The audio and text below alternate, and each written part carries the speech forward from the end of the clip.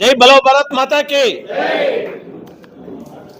ಸಮಾರಂಭದಲ್ಲಿ ಆಸೀನರಾಗಿರ್ತಕ್ಕಂಥ ಈ ಸಂಸ್ಥೆಯ ಅಧ್ಯಕ್ಷರಾಗಿರ್ತಕ್ಕಂಥ ಪೂಜ್ಯರು ಆಗಿರ್ತಕ್ಕಂಥ ನಂಜುಂಡಪ್ಪನವರೇ, ಕಾರ್ಯದರ್ಶಿಗಳಾಗಿರ್ತಕ್ಕಂಥ ಹಿರಿಯರು ಪೂಜ್ಯರಾದಂಥ ಮುನರತ್ನಯ್ಯನವರೇ, ನಮ್ಮ ರೋಟರಿ ಸೆಂಟ್ರಲ್ನ ಅಧ್ಯಕ್ಷರಾಗಿರ್ತಕ್ಕಂಥ ನಮ್ಮ ನಗವಾರ ಸತ್ಯಣ್ಣವರೇ, ನಮ್ಮ ಗೋಪಾಲ್ ರೆಡ್ಡಿ ಅಣ್ಣವರೇ, ಮುನಿಯಪ್ಪನವರೇ,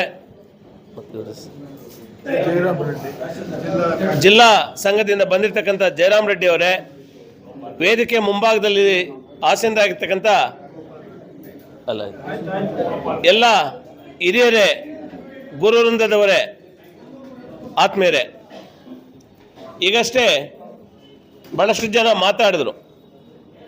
ಇವತ್ತು ಕ್ಯಾಲೆಂಡರ್ ಬಿಡುಗಡೆ ಒಂದು ಕಾರ್ಯಕ್ರಮವನ್ನು ಆಯೋಜನೆ ಮಾಡಿಕೊಂಡು ಈ ಸಂದರ್ಭದಲ್ಲಿ ಭಾಳಷ್ಟು ಜನ ತಮ್ಮ ಮನದಾಳದ ಮಾತುಗಳನ್ನು ಹೇಳಿದರು. ನಾನು ಭಾಳಷ್ಟು ಕಾರ್ಯನಿಮಿತ್ತ ಇದ್ದರೂ ಕೂಡ ನಮ್ಮ ನಿವೃತ್ತ ಸಂಘದ ಒಂದು ಕಾರ್ಯಕ್ರಮಕ್ಕೆ ಕರೆದಾಗ ನಾನು ಭಾಳ ಸಂತೋಷದಿಂದ ಒಪ್ಪಿ ಬಂದೆ. ನಾನು ಒಂದೇ ಒಂದು ಮಾತನ್ನು ಹೇಳಲಿಕ್ಕೆ ಇಷ್ಟಪಡ್ತೇನೆ. ಈ ನಿವೃತ್ತಿ ಏನು ಹಿರಿಯರಿದ್ದಾರೆ, ನಿಮ್ಮ ಮಾರ್ಗದರ್ಶನ ಈ ಸಮಾಜಕ್ಕೆ ಒಂದು ದಿಕ್ಸೂಚಿ ಇದ್ದಂತೆ. ಯಾಕಂತ ಹೇಳಿದ್ರೆ ನಾಗರಾಜ್ ಸರ್, ಇವತ್ತು ನಾವು ಹಿರಿಯರನ್ನು ಬಹಳಷ್ಟು ಗೌರವಿಸಬೇಕಾಗ್ತದೆ. ಅವರ ಚಿಂತನೆಗಳು, ಅವರ ಭಾವನೆಗಳು, ಅವರ ಅನುಭವಗಳು ಈ ಸಮಾಜಕ್ಕೆ ಒಂದು ದಿಕ್ಸೂಚಿ ಇದ್ದಾಗೆ. ಆದರೆ ಯಾಕೋ ಇತ್ತೀಚಿನ ದಿನಗಳಲ್ಲಿ ಸಮಾಜ ಒಂದು ಕೆಟ್ಟ ಒಂದು ಹಾದಿಯತ್ತ ಮುಂದೆ ಹೆಜ್ಜೆ ಆಗ್ತಾ ಇದೆ. ಕಾರಣ ಅಂತ ಗೊತ್ತಿಲ್ಲ. ಇವತ್ತು ನಮ್ಮ ತಂದೆ ತಾಯಿಗಳಾಗಿರ್ಬೋದು, ನಾವು ಹಿರಿಯರನ್ನು ನಡೆಸ್ಕೊಳ್ಳುವಂಥ ಒಂದು ರೀತಿ ಭಾಳಷ್ಟು ಕೂಡ ಒಂದು ಖಂಡನೀಯವಾಗಿರ್ತಕ್ಕಂಥದ್ದು. ಇವತ್ತು ದೇಶದಲ್ಲಿ ಇವತ್ತು ವೃದ್ಧಾಶ್ರಮಗಳು ಹೆಚ್ಚಾಗ್ತಾ ಇದೆ. ಒಂದು ನಿಮಿಷ ಯೋಚನೆ ಮಾಡಿ, ಯಾಕೆ ವೃದ್ಧಾಶ್ರಮಗಳು ಹೆಚ್ಚಾಗ್ತಾ ಇದ್ದಾವೆ? ನಮ್ಮ ಭಾವನೆಗಳು ಯಾವ ಕಡೆ ಹೋಗ್ತಾ ಇದೆ? ನಮ್ಮ ಹೆಜ್ಜೆ ಯಾವನತ್ತ ಯಾವ ಕಡೆ ಆಗ್ತಾ ಇದ್ದೀವಿ? ಯಾಕಂತ ಹೇಳಿದ್ರೆ, ಜನ್ಮ ಕೊಟ್ಟಂಥ ತಂದೆ ತಾಯಿಗಳು ನಮ್ಮನ್ನು ಲಾಲನೆ ಪಾಲನೆ ಮಾಡಿ ನಮಗೆ ಬದುಕಲಿಕ್ಕೆ ಒಂದು ವಿದ್ಯಾಭ್ಯಾಸವನ್ನು ಕೊಟ್ಟು, ಬದುಕಲಿಕ್ಕೆ ಒಂದು ಉದ್ಯೋಗವನ್ನು ಕೊಡಿಸೋ, ಬದುಕಲಿಕ್ಕೆ ಒಂದು ಆಸ್ತಿಯನ್ನು ಮಾಡಿ ದಂಥ ತಂದೆ ತಾಯಿಗಳು ಕೊನೆಯ ದಿನಗಳಲ್ಲಿ ನಮಗೆ ಬೇಡವಾಗಿದ್ದಾರೆ. ಎಂಥ ವಿಪರ್ಯಾಸ ಇದು! ಕೊನೆಯ ದಿನಗಳಲ್ಲಿ ಸಾಕಿ ಸಲಕಬೇಕಾಗ್ತಕ್ಕಂಥ ತಂದೆ ತಾಯಿಗಳನ್ನು, ಹಿರಿಯರನ್ನು ಇವತ್ತು ವೃದ್ಧಾಶ್ರಮಗಳಿಗೆ ಬಿಡ್ತಾ ಇದ್ದೀವಿ ನಾವು. ನಮ್ಮ ಆಲೋಚನೆಗಳು ಯಾವ ದಿಕ್ಕಿನತ್ತ ಸಾಗ್ತಾ ಇದೆ? ಒಂದು ಕ್ಷಣ ನಾವು ಯೋಚನೆ ಮಾಡಬೇಕಾಗ್ತದೆ. ನಮಗೆ ನಾವೇ ಆತ್ಮವಿಮರ್ಶೆ ಮಾಡ್ಕೋಬೇಕಾಗ್ತದೆ. ತಂದೆ ತಾಯಿಗಳು ವೃದ್ಧಾಪ್ತಿ ವಯಸ್ಸಿನಲ್ಲಿ ಇನ್ನೇನು ಕೇಳ್ತಾರೆ? ಅವ್ರು ಕೇಳ್ತಕ್ಕಂಥದ್ದು ಎರಡೇ. ಒಂದು, ನಮ್ಮಿಂದ ಒಂದು ಪ್ರೀತಿ ವಿಶ್ವಾಸ ಮತ್ತು ಅವರೊಂದು ಆರೈಕೆ. ಈ ಎರಡನ್ನು ಬಿಟ್ಟರೆ ಇನ್ನೇನು ಕೇಳ್ತಾರೆ? ಒಬ್ಬ ಜನ್ಮ ಕೊಟ್ಟಂಥ ತಂದೆ ತಾಯಿಗಳಿಗೆ ನಾವು ಅಷ್ಟನ್ನು ಕೂಡ ಒಳ್ಳೆ ಆರೈಕೆ ಮತ್ತು ಅವರಿಗೆ ತಮ್ಮ ಪ್ರೀತಿ ವಿಶ್ವಾಸವನ್ನು ತೋರ್ಲಿಕ್ಕೆ ಆಗಲಿಲ್ಲ ಅಂತ ಹೇಳಿದ್ರೆ ನಾವು ಬದುಕಿದ್ದು ಪ್ರಯೋಜನ ಇಲ್ಲ. ಯಾಕೆ ಇವತ್ತು ನಾನು ಆವಾಗಲೇ ಹೇಳಿದೆ, ಹಿರಿಯರ ಸಲಹೆಗಳು ಇವತ್ತು ಸಮಾಜಕ್ಕೆ ಬಹಳಷ್ಟು ಅತ್ಯವಶ್ಯಕ ಎಂಬತಕ್ಕಂಥ ಒಂದು ಮಾತನ್ನು ಹೇಳಿದೆ. ಯಾಕೆಂತ ಹೇಳಿದ್ರೆ, ಒಂದು ಮಹಾಭಾರತದ ಒಂದು ಸನ್ನಿವೇಶವನ್ನು ತೆಗೆದುಕೊಳ್ಳಿ. ಒಬ್ಬ ಭೀಷ್ಮಾಚಾರ್ಯ, ಒಬ್ಬ ದ್ರೋಣಾಚಾರ್ಯ ಹಿರಿಯರ ಮಾತು ಕೇಳಿದ್ರೆ ಇವತ್ತು ಮಹಾಭಾರತ ಆಗ್ತಾ ಇರಲಿಲ್ಲ. ಯಾವತ್ತು ದುರ್ಯೋಧನ ಅವರ ಮಾತುಗಳನ್ನು ಕಡೆಗಣಿಸಿ ಒಂದು ಅಡ್ಡದಾರಿಗೆ ಹೋದ್ನೋ ಒಂದು ಮಹಾಭಾರತ ನಡಿಬೇಕಾಗಿತ್ತು.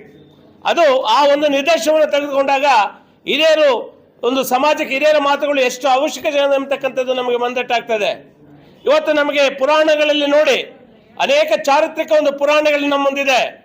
ಇವತ್ತು ಶ್ರವಣ ಕುಮಾರ ತಮ್ಮ ತಂದೆ ತಾಯಿಗಳನ್ನು ಹೆಗಲ ಮೇಲೆ ಹಾಕೊಂಡು ಆರೈಕೆ ಮಾಡಿದ, ಊರೂರಿ ಸುತ್ತಾಡಿ ಆರೈಕೆ ಮಾಡಿದ.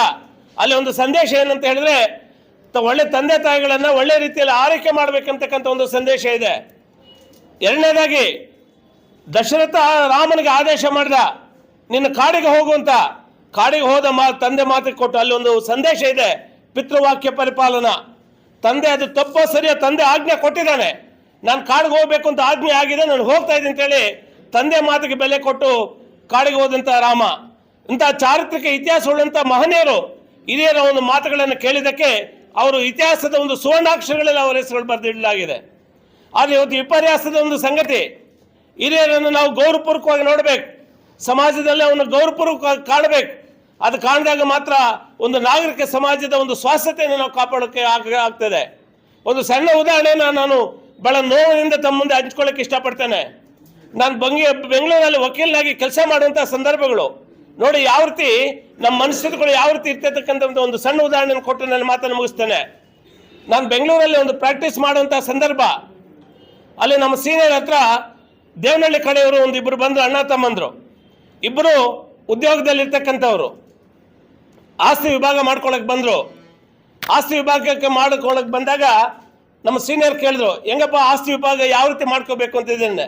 ಸರ್, ಇರೋದು ನಮ್ಮದು ಒಂದು 5 ಎಕರೆ, ಅದು 6 ಎಕರೆ, ನಮ್ಮ ಅಣ್ಣನಿಗೆ 3 ಎಕರೆ, ನಿಮಗೆ 3 ಎಕರೆ ಬರ್ತದೆ, ಆ ರೀತಿ ಮಾಡಲಾ ಅಂತಂದರು. ಆಯ್ತು ಸರ್, ಹಂಗೆ ಮಾಡಿ ಅವರು 3 ಎಕರೆ ಕೊಡಿ, ನನಗೆ 3 ಎಕರೆ ಕೊಡಿ ಅಂತ ಇಬ್ಬರು ಒಪ್ಕೊಂಡ್ರು. ಆದರೆ ನಮ್ಮ ಸೀನಿಯರ್ ಕೇಳಿದ್ರು, ಅದಪ್ಪ ವೃದ್ಧಾಪ್ತ ವಯಸ್ಸಿಗೆ ಬಂದಿರ್ತಕ್ಕಂಥ ತಂದೆ ತಾಯಿ ಇದ್ದಾರಲ್ಲ, ಅವ್ರನ್ನ ಯಾರು ನೋಡ್ಕೊಳ್ತಾರೆ, ಅವ್ರ ಪರಿಸ್ಥಿತಿ ಏನು ಅಂತ ಕೇಳಿದ್ರು. ಆಗ ಅವರು ಅಣ್ಣ ಆಗಿರ್ತಕ್ಕಂಥವ್ನು ತಮ್ಮ ಆಗಿರ್ತಕ್ಕಂಥವ್ನು ಹೇಳ್ತಾನೆ, ಸರ್ ಒಂದು ಕೆಲಸ ಮಾಡಿ, ನನಗೆ ಉದ್ಯೋಗ ಇದೆ, 2 ಎಕರೆ ಸಾಕು, 1 ಎಕರೆ ನಮ್ಮ ಅಣ್ಣನ ಕೊಟ್ಬಿಡಲಿ, ನಮ್ಮ ಅಣ್ಣನೇ ನೋಡ್ಕೊಳ್ಳಿ ನಮ್ಮ ತಂದೆ ತಾಯಿನ ಅಂತ. ಅದಕ್ಕೆ ತಮ್ಮ ಹೇಳ್ತಾನೆ, ಇಲ್ಲ ಇಲ್ಲ ಇಲ್ಲ, ನನಗೂ ಉದ್ಯೋಗ ಇದೆ, ನಮ್ಮ ಅಣ್ಣ ಬೇಕಾದ್ರೆ 2 ಎಕರೆ ಇಟ್ಕೊಳ್ಳಿ, ನಮ್ಮ ತಂದೆ ತಾಯಿನ ನಮ್ಮ ಅಣ್ಣನೇ ನೋಡ್ಕೊಳ್ಳಿ ಅಂತ. ಏನು ವಿಪರ್ಯಾಸ!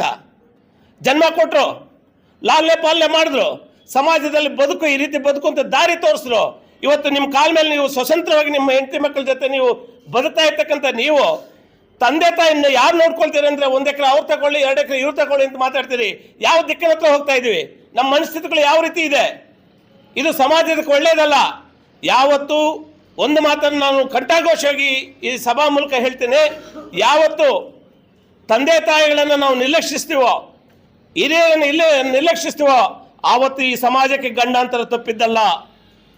ನಾವು ಏನು ಅವ್ರಿಗೆ ವಯಸ್ಸಾಗಿದೆ ಅಂತ ನಾವು ನಿರ್ಲಕ್ಷ್ಯ ಮಾಡ್ತೀವಿ, ಆದರೆ ಅವರ ಚಿಂತನೆಗಳು, ಅವರ ಭಾವನೆಗಳು, ಅವರ ಆಲೋಚನೆಗಳು ಸಮಾಜಕ್ಕೆ ಯಾವತ್ತೂ ಕೂಡ ಒಂದು ದಿಕ್ಸೂಚಿ ಇದ್ದಾಗೆ. ಹಾಗಾಗಿ ಎಲ್ಲಿವರೆಗೂ ನಾವು ಹಿರಿಯರನ್ನು ಸಮಾಜದಲ್ಲಿ ಗೌರವಪೂರ್ವಕವಾಗಿ ನೋಡ್ತೀವೋ, ಎಲ್ಲಿವರೆಗೂ ಅವರಿಗೆ ಸಮಾಜದಲ್ಲಿ ಗೌರವವನ್ನು ಕೊಡ್ತೀವೋ, ಆವತ್ತೊಂದು ಸ್ವಾಸ್ಥ್ಯ ಸಮಾಜ, ಒಂದು ಒಳ್ಳೆಯ ಸಮಾಜ, ಒಂದು ಮಾದರಿ ಸಮಾಜವನ್ನು ನೋಡಲಿಕ್ಕೆ ಸಾಧ್ಯ ಅಂತ ಹೇಳ್ತಾ, ಮತ್ತೊಮ್ಮೆ ಮಗದೊಮ್ಮೆ ಎಲ್ಲ ಒಂದು ಹಿರಿಯರು ತಾವು ಎಲ್ಲ ಏನಿದ್ದೀರಿ, ನಿಜವಾಗ್ಲೂ ಕೂಡ ನಿಮ್ಮನ್ನು ನೋಡ್ತಾ ಇದ್ದರೆ ಒಳ್ಳೆಯ ಒಂದು ಮನಸ್ಸಿಗೆ ಉಲ್ಲಾಸ, ಸಂತೋಷ ಆಗ್ತದೆ. ನಿಮಗೆ ಆ ಭಗವಂತ ನಾನು ಕೇಳ್ಕೊಳ್ಳೋದು ಒಂದೇ ಒಂದು, ನಿಮಗೆ ಒಳ್ಳೆಯ ಆರೋಗ್ಯ ಕೊಡಲಿ ಆ ಭಗವಂತ, ಅಷ್ಟೈಶ್ವರ್ಯ ಆರೋಗ್ಯ ಕೊಟ್ಟು ತಮ್ಮನ್ನು ಸದಾ ಇದೇ ರೀತಿ ಹಸನ್ಮುಖರಾಗಿ ಸಂತೋಷವಾಗಿರುವಂಥ ಅವಕಾಶವನ್ನು ಆ ಭಗವಂತ ನಿಮ್ಮೆಲ್ಲರಿಗೂ ಕೂಡ ಕೊಳ್ಳಿ ಅಂತ ನಿಮ್ಮ ಮಗನಾಗಿ ನಿಮ್ಮ ಮುಂದೆ ಬಹಳ ಅತಿ ಚಿಕ್ಕವನಾಗಿ ನಾನು ಆ ದೇವರಲ್ಲಿ ಪ್ರಾರ್ಥನೆ ಮಾಡ್ತಾ, ನಿಮ್ಮಂಥವರ ಆಶೀರ್ವಾದ ಕೂಡ ನಮ್ಮವರ ಚಿಕ್ಕವರ ಮೇಲೆ ಕೂಡ ಸದಾ ಇರಲಿ ಅಂತ ಕೂಡ ಈ ಸಂದರ್ಭದಲ್ಲಿ ಆಶಿಸ್ತಾ, ಈ ಒಂದು ಅವಕಾಶ ಕೊಟ್ಟಿದ್ದಕ್ಕಾಗಿ ತಮ್ಮೆಲ್ಲರ ಒಂದು ಪಾದಗಳಿಗೆ ನಾನು ನಮಸ್ಕರಿಸಿ ನನ್ನ ಮಾತನ್ನು ಮುಗಿಸ್ತಾ ಇದ್ದೀನಿ.